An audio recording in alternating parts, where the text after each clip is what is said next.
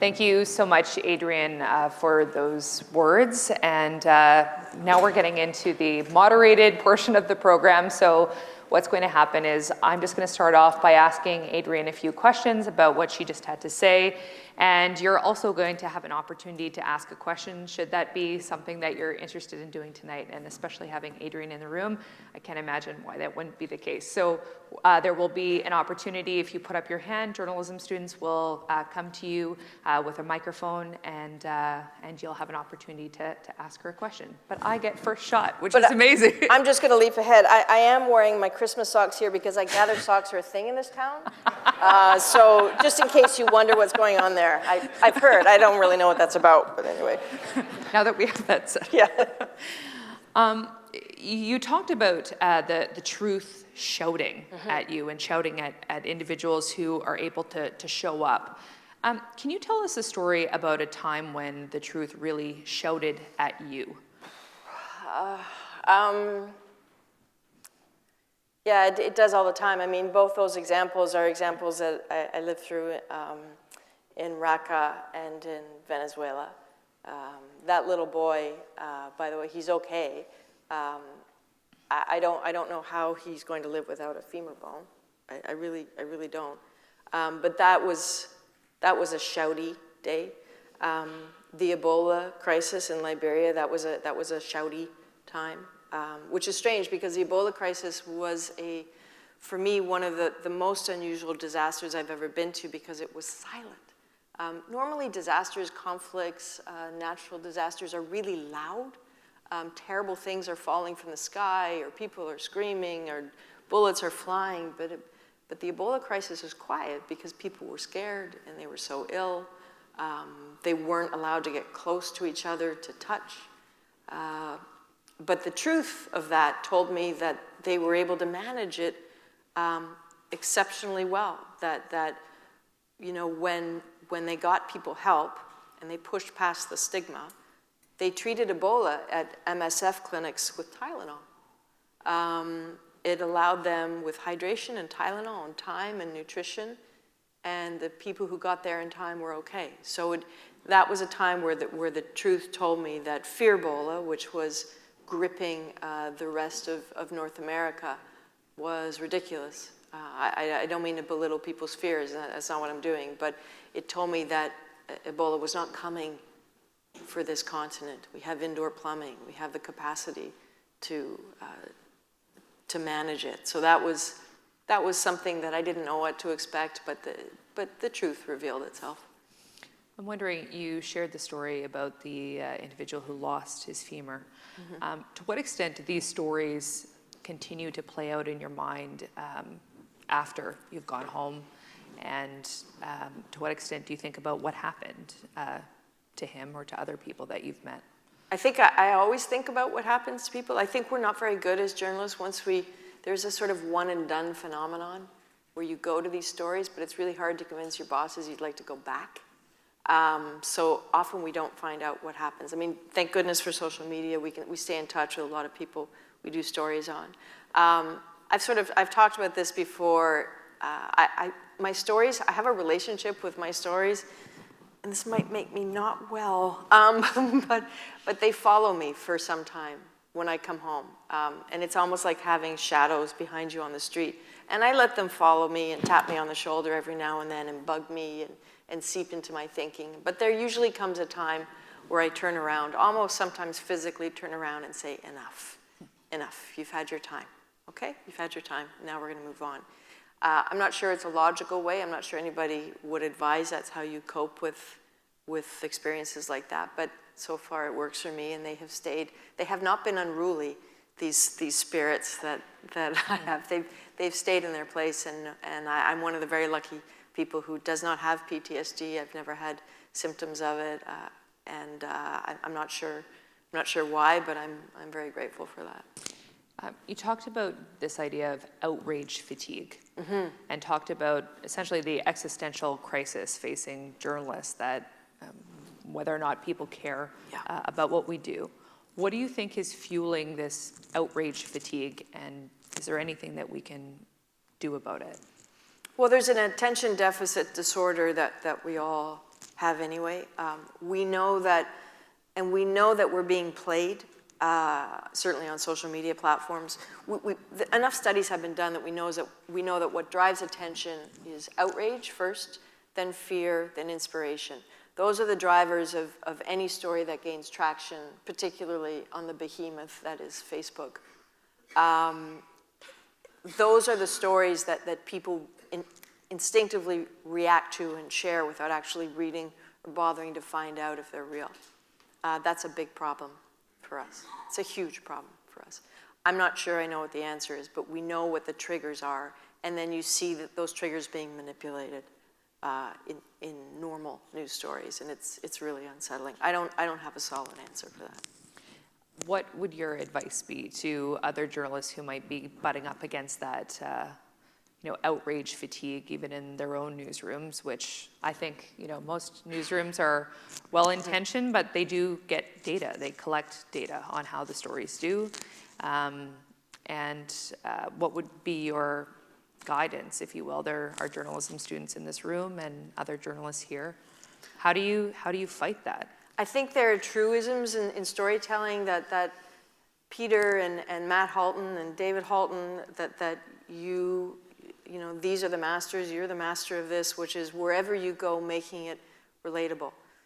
Telling a story to allow someone to park their outrage for a moment and imagine what it's like to be in the shoes of those people. I often think back to the tsunami of 2004. I was in Sri Lanka for that. Terrible, 200,000 people died. And the number was too big to relate to. It was too big to get it. And we were sort of 10 days into the coverage when we came upon the train in Hikkaduwa, which had been flipped by the ocean back into the jungle. And a lot of the bodies had been cleared, not all of them. And a Canadian art therapist had arrived to help the kids who'd been orphaned sort of work through what they'd seen. And in the course of doing that story and shooting that scene with those kids, I noticed a little lady, probably no bigger than you, Elsa, sort of standing in the corner close to these kids. And this was an elderly woman. But she kept getting inching closer and closer to the kids. And finally, she got up the courage to go to the art therapist and ask him if she could have paper and crayons too. And she sat down with those kids and she drew her trauma. I was a mess. I am a mess all the time, but I was really a mess. And I remember telling that story, and that was a story that connected with people in ways that the stories of scale did not, because they could imagine that was their Nana who had lost everybody and was wondering why she was the only one left. And the only people she could relate to were the orphans who were left as well. So if you can cross great distances, and as Liz Palmer, she's Canadian, but she works for an American broadcaster, she always says that her kids understand this about her job, which is that she travels very far away in order to get very, very close. And if we can remember the importance of getting close, then we can connect to the hearts back home. You talked about the technological changes that have unfolded and the extent to which this has changed the work that you do and that we all do. I'm wondering, is there a way to, you talked about getting up close and personal. Is there a way to transcend some of those technological changes? Like at the end of the day, is a good story, a good story, a good story? Like how do you combat those pressures of filing which exist and So I fight a lot with my bosses. And I think they're okay with that. I hope they're okay with that. One of the things that I battle is that I'm really unhappy with this trend of one-man bands, one-woman bands, people who file across all platforms. We're going to hit World 6, World this hour. I don't mean to pick on CBC, I really don't. But we have a lot of platforms, and people really hit all of them. And it's really, really hard. And there's the risk of becoming a utility player in that you make the play, but nobody remembers it. And so I would encourage more fighting in newsrooms, more fighting to preserve the integrity of telling a story that's going to reach through the radio or reach through the phone or reach through the TV or the screen and grab people and shake them into action. I worry about this volume, quantity over quality. I worry very, very much about that. So I would just encourage robust adult conversations. I'll take that back. Let you know how it goes. You don't see me again. I'm wondering, especially myself as a journalist, even turning my mind to the idea of doing work abroad, those postings increasingly do not exist. It's hard enough to get a job in journalism in many ways, as opposed to get a job as a foreign correspondent to tell important stories and bring them back to Canadians. I'm wondering how you see the future of those foreign posts. Is it being the Jack or Jill of all trades filing for all those shows, and how do you get there? Well, so networks around the world are hemorrhaging international bureaus. We know this. This is not a surprise. Some of it makes a lot of sense. You don't have to exclusively live somewhere to understand the rhythms of what happens there. It is possible to get to stories faster now. So some of it is practical. A lot of it is financial, and that's really unfortunate. A lot of it is because stories change very quickly now. Something that flares is not necessarily going to flare for 2 and 3 and 4 years. It might flare for 6 months. So do you really establish a foreign bureau for 6 months?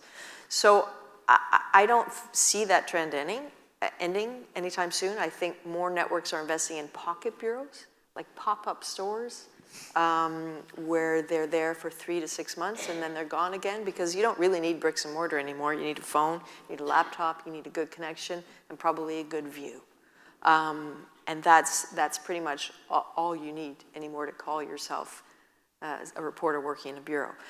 Where I see the future at the moment, and it still concerns me, is in a collection of unaffiliated journalists. So you have the freelancers who are learning to work together. They are increasingly figuring out ways to self-insure, to share assignments, to help protect each other, to, with the help of the Frontline Club and others, sort of get the hostile environment training. This is not a good solution. I don't believe that we should leave it to them. They should be better compensated. They should be protected. They should be rewarded. I'm not comfortable with news organizations sometimes taking the work of these people and putting it on the air without insuring them, without looking after them. But they'll keep doing it for a while it's economically feasible. But we have a responsibility to figure this out. I wish I could tell you I have a solution. This is why I'm not in charge of anything. I have none. Why are you so concerned about that issue?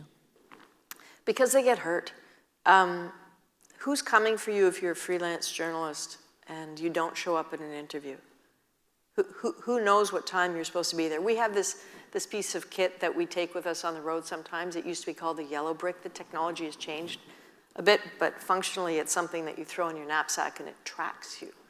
And I don't mean it just says she's in Mauritania. It means she's still in that cafe in Nouakchott, Mauritania. And oh, and look, now she's in the car and she's gone to, oh, they're back at the hotel. No, now they're in the desert. We told them not to go to the desert. Pick up the phone. Why are you in the desert? We have these tracking devices we have on our phone right now, and I have to be careful because if I show it to you and I accidentally trigger it, I'm going to get in trouble. We have these alarms that we can push. It's a built-in text message. We're approaching a checkpoint cleared, trouble ahead, trouble cleared, oh no, trouble not cleared, send the Marines, whatever it is you're trying to say. So we have these safety mechanisms when you work with a bureau or a network like ours. I don't know that freelancers have access to this. Who is coming for them? That is my primary concern. Who's coming for them? What has been the time that you've been the most scared on the road? So fear isn't a constant thing, right? Fear comes in like waves of nausea. It sort of comes and then it disappears again. I was very afraid in Zimbabwe. I will admit this. I was very, very afraid in Zimbabwe in 2008. CBC, we had full accreditation. We were the only Western broadcaster that did, so we were filing. Our stories ended up being used by CNN, BBC, NBC. It was a peculiar arrangement, but a necessary one. And one day, we'd been detained once, and then the next day I was outside of the hotel with our local producer, and he turned to me and said, "Run!" And I said, I'm sorry, say what? And I turned around and there was a line of riot police running at me, and I looked around to see who they were looking for. Thought, no, it's me.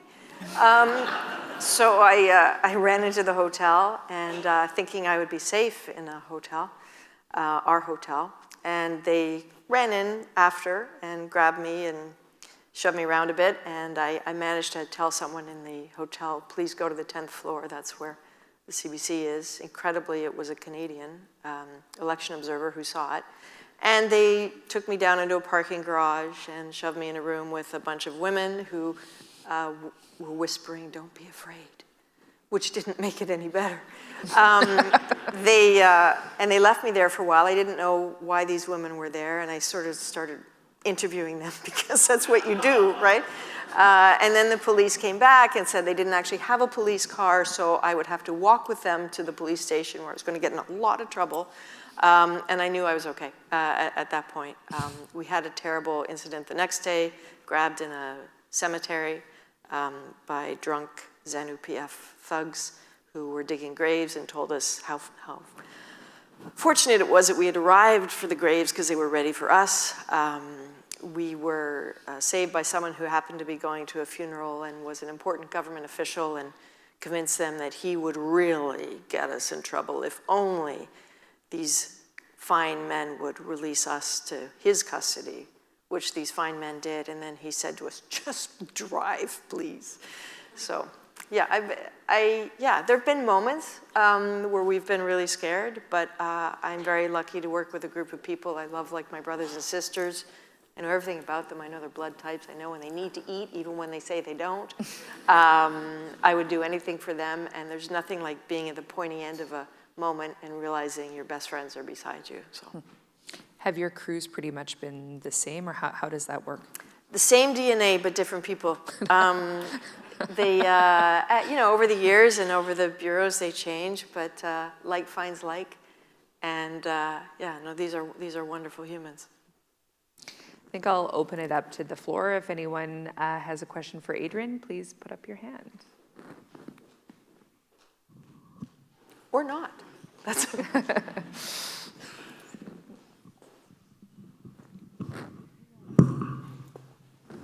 Maybe we'll go right here. right up there.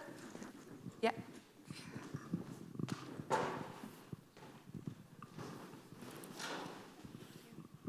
Hi, thank you so much for your comments. My name's Ruhi. I'm curious about technology, and you talked about how technology has led to a lot of advances in journalism. I'm curious on your perspective about where we're headed in the future, and I'm thinking particularly about things that might be concerning, like deep fakes and the like, and the extent to which you think that's an issue and how the journalism industry is dealing with that. Thank you. It's absolutely an issue. Deep fakes are videos that have been distorted to look like, I don't know, Donald Trump says, "I love Canada," and NAFTA's great, and I don't know, whatever. They're very disturbing because when you look at them quickly, they look real, but they're not actually real. They've been manipulated. That's a problem. But that problem is like a crime of opportunity. And the opportunity is our problem, which is that we get lazy.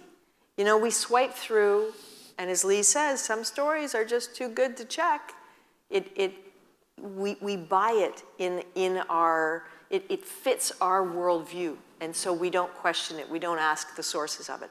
So as news consumers, that's something we need to do. As journalists, what we need to do is we need to show our work. We need to understand that we no longer have the buy-in of respect and trust that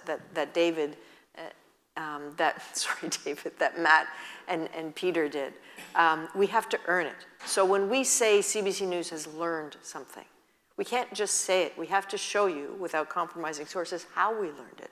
We have to put the documents online so you can read them for yourself and assess for yourself if they say what we say they say. We have to tell you why we're going to this expert and not that expert. So it's going to mean a lot more work from us to gain your trust. We cannot expect it anymore, and shame on us if we do. But it also means that as news consumers, you have to be careful. So now you've got me going. So there's a thing called Facebook Basics. So in countries where mobile data is super expensive, Facebook has made an arrangement that you can use its platform without actually paying for data. So you can see what's on Facebook and you can read it, but you just can't click through to other links because that would incur a data charge. It sounds fantastic until you realize that it's been co-opted in a crime of opportunity by liars and lying politicians who will create fake front pages of fake newspapers with a headline that is really bombastic and probably, according to the algorithm, fits completely what your bias is, because they know that in those countries you can only swipe through and look. You can't click, because that would mean a charge that you can't afford to pay. So that front page, which is baloney, gets embedded in your brain. Personally, I think some organizations need to be held to account the way we hold governments to account. And maybe some of those are social media platforms, because these are crimes of opportunity. I don't know if that's the answer, but I like to fight, so that's... Thank you, Rupi. Maybe we'll go to a question on this side. Oh. Two questions, actually. You no longer punctuate the end of your sentences with the name Peter. True, yeah. Because you're one of a number of journalists who now share Peter's chair. So the first question is... Or we stand sometimes. Yeah. Yeah. What made you decide to make that move personally? And has it given you a different perspective on things? So it's funny. I was asked if I wanted to do it. This wasn't a process where everybody applied and there was like some sort of Game of Thrones thing. I was asked if I wanted to do it, and my caveat was that as long as I'm a correspondent first. And to CBC's great credit, they said, well, that would be crazy to not let you do that, because then you'd be fighting even more in here. So the deal was that they chose 4 people who have very, very different interests. Rosie has made it perfectly clear she doesn't want to go anywhere that I want to go. So there's not going to be blood on the floor over assignments. And I'm not really interested in lurking where she lurks. So that works out, right? It all works out. They chose 4 people who have very different interests so that someone like me can beetle off to Hong Kong, and Andrew, in that case, was holding the fort. Because we've come to a place where we realize that you can't strap a journalist down. And perhaps it's a construct to think that one person in an hour-long show can be everything, can do all the intros and all the interviews and all the panels, that people fundamentally have interests, and you have to let them explore that skill set.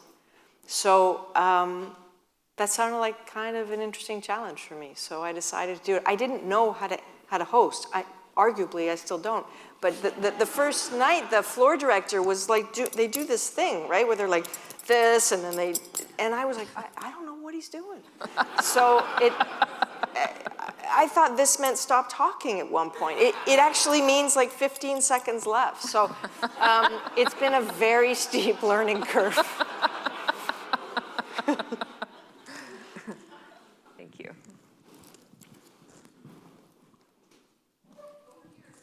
Sorry? We'll do the mic right here, and then we'll come right down here. I have a question inspired perhaps by what I think is a French name. Historically, was there somebody from Radio-Canada who was also a correspondent during the war, like the equivalent of the English-speaking Mr. Stursgberg and Mr. Halton? And the second question is, how do you work with Radio-Canada? Do they send for correspondents? Do you do French and English, so to sort of save money? And and bring the radio. What's the cooperation between CBC and Radio Canada Sure. in these issues? Very, very good question. I will have to defer to Richard and Dave. I'm sorry? Marcel Huimet. I apologize, I didn't know that. Maybe there are two solitudes, I don't know. You know, over time it has changed. When David and I were in the Washington Bureau together, there was a French team as well. That is still the case, that there is a French correspondent in the Washington Bureau. The French have some bureaus that CBC does not. We both have reporters in Beijing. English has one in Moscow, and I think their Moscow correspondent has now moved. So the different networks have different bureaus, but we do share and cooperate. For a long time, there were these staggering, you know, the likes of Patrick Brown and Don Murray. If you know CBC, you know these amazing names. Fluently bilingual, reported for both. That was very convenient for the network. I am incapable of doing that. And so I know my French colleagues. We share tapes sometimes. I was in Christchurch for that terrible mosque attack with Annick Béraud, who is a French correspondent from Beijing. Sometimes there's only one of us there, and we share tape. They share it with us, we share it with them. Sometimes we just share vehicles. Sometimes it's two different endeavors entirely. We'll go over here. So thank you, first of all, for your comments. I'm interested in more what makes you want to, like, from a young age, because you've been in journalism very long, you had a very exciting career. What made you get up one day and go, this is what I want to do with my career? Because in journalism, there is so many different facets you could have taken. True. It's so true. Thank you for the question. My dad was a comedy director for TV. He directed King of Kensington. I know, it's crazy, right? He was also one of the first producers of Hockey Night in Canada, and I was babysat on a set from the time I was very little. I was toilet trained on the set of The Trouble with Tracy. And so I lived in a world as a very young age where I saw television happening, but my dad would take me to work, and then he'd say, but you're not going to go into TV, right? And I'd say, no, it's terrible, I'm not going to go into TV. And then we'd go home at night and we'd turn on the radio. We had one of those radios that you plugged in, and it was set to CBC, and then you unplugged it. I was unnaturally old before I realized there were other channels on the radio. And we would listen every night to As It Happens, as we ate dinner. And while Dad is trying to tell Mom about the stories from the set, I was saying, shh, what is this story? And I realized that they were far more interesting. I'm sorry, Dad. They were far more interesting to me than the made-up stories, the real stories. Nobody knew how they were going to end. Nobody knows how they're going to end. Going to the Middle East for the first time, my father bought me The Middle East for Dummies. I'm not sure I've ever forgiven him for that, but he bought me that book. And after I said to him, but Dad, I'm living in a novel. I keep turning the page every day. I don't know how it's going to end. You know how your scripts are going to end. I'm not interested. So that for me, it was that true stories were far more interesting. Still are. Can we talk about your mom for a second? Oh, You just mentioned yes, your dad. my mom. I love her. I asked you this when we were chatting beforehand, but how did you get the buy-in of your mom to become a foreign correspondent? My mom's sitting in the room tonight. I don't think she would approve. So if you have any advice. I can give your mom my mom's number if you like. All right. My mom is an amazing human. She's 91. Oh, I will pay for that, for saying that. She is my at-home assignment editor. I was telling Chrissy the story. When we were in Libya, a decision came that it was time to go. There was a limited window in which we could get out. We'd been there a while. The tsunami had just happened in Japan, which is, of course, the great eyeballs move. But also the bombing campaign was about to begin, and they needed to cycle in a fresh crew that wasn't quite as crazy and as exhausted and filthy dirty as we were. So I borrowed a colleague's satellite phone, and I called Mom. And I said, look, we're going to the airport. There's still thousands of people trying to get out. We don't know where we're going, but we believe we can get on a plane to somewhere. And once we get to somewhere, I will call you and tell you where that somewhere is. and then we'll stay in touch. And there's silence on the end of the phone. And I'm like, hello? It's like satellite. Have I lost a satellite? And she says, no, I'm here. But isn't the bombing raid supposed to begin? I said, well, yes, that's part of it. Well, is it not your responsibility to be there when it does? I thought, okay, well, you're fired as my mom. You could be hired as my boss. So she is amazing. She says, as long as I hear you at the end of the night and I know JF is there, and I know the names and the faces of your colleagues and I know everything's okay. I don't know if she says that because she doesn't want me worrying that she's worrying about me, or if she means it, but she's tough. We'll go to a couple other questions. We'll maybe go in the middle here.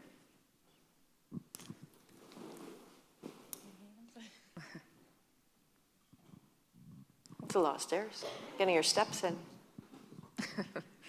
Hi, Adrian. Hi. So you began, I'm assuming you began in local news, then you became a national reporter. How did you become a global correspondent? How did you make that jump? Like, Is that David? yeah, David. Okay, hey David, how are you? He's not a plant. How did I make the jump? So David, I started as an EA for the National. It was not my intention. Not the sharpest pencil in the box, so I went for an As It Happens interview because every night, as it happens, when I left journalism school, and I went to the wrong building.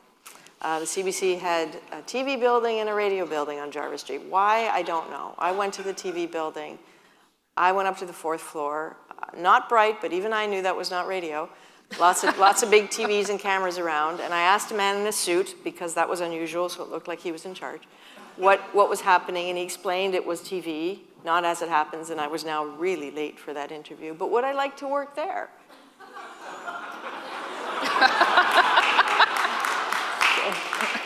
So yeah, so how, see now I've forgotten your question. So how did basically what I'm saying is I stumbled through my own incompetence into my first job, and then I went out to Vancouver. I quit the CBC because I'd been hired by BCTV and I was going to be a weekend reporter, and I got on the plane and I got laid off before I got off the plane.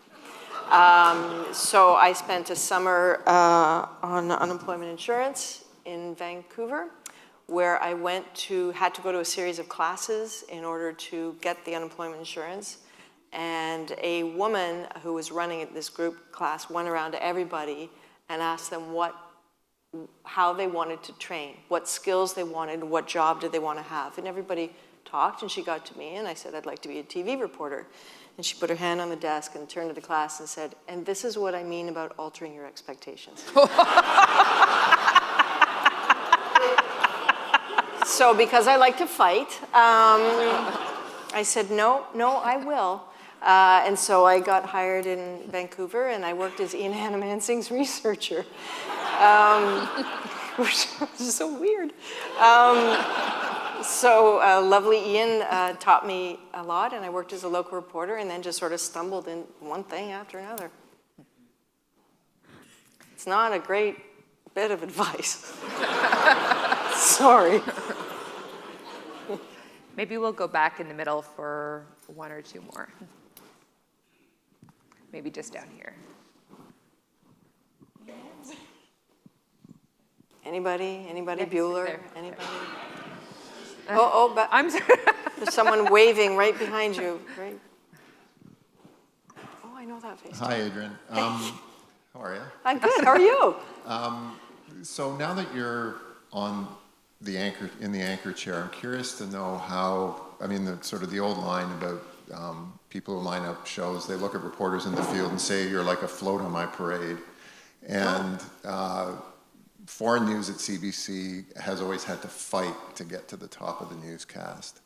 And I'm wondering, given the breadth of your experience moving to the chair, what you've brought to those discussions that happen every day around the desk, around what should go where.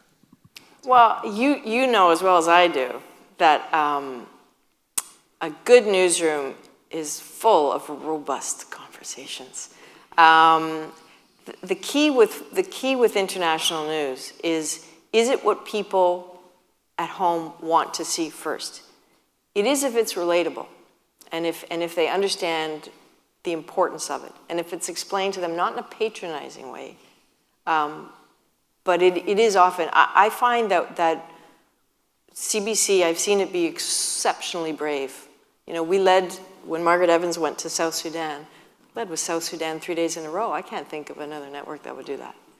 You know, we opened the show in Venezuela, we led with Hong Kong.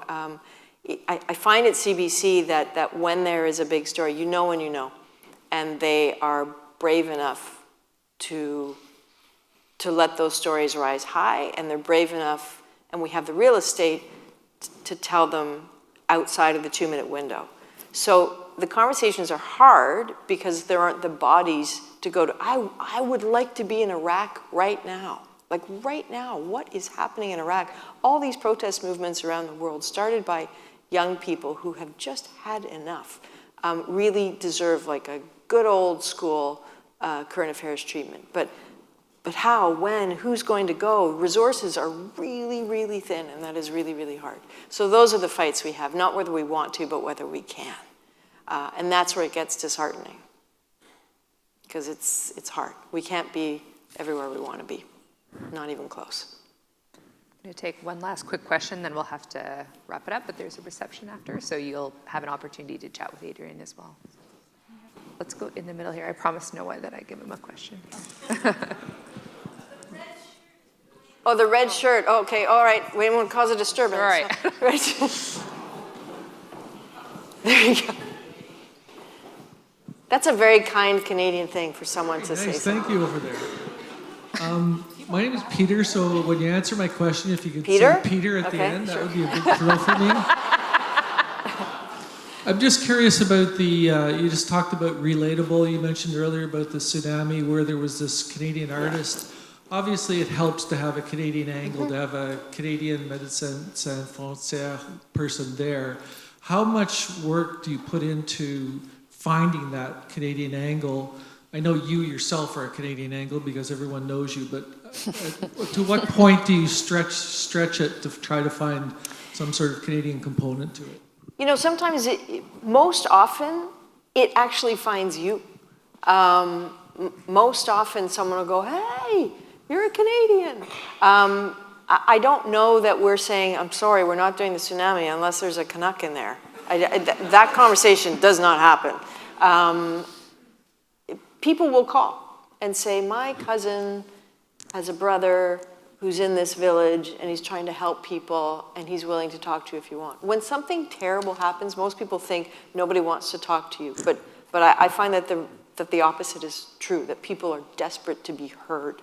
And so people will often contact us. Yeah, we put some effort into the relatability of that. But God help us if we lead with a story around but something terrible happening around the world and the voices in there are just the Canadians who happen to be there. That would be a very bad day. And I promise you that doesn't or shouldn't ever happen. Because I get where you're coming from, right? That why would you be so parochial as to just focus on Canadians overseas? That's the trap, right? I'm going to draw the moderated portion of the program to a close. We really thank you for being here and for answering all our questions. And I think one of my biggest takeaways tonight is when you talk about the amazing things that can happen when you're up close. And it's wonderful to have you here and to be up close with you and to have this time with you before you jet off to somewhere else in the world. So, well, you're very gracious, as are you. This is a huge honor to be asked. I thank you all very much for coming.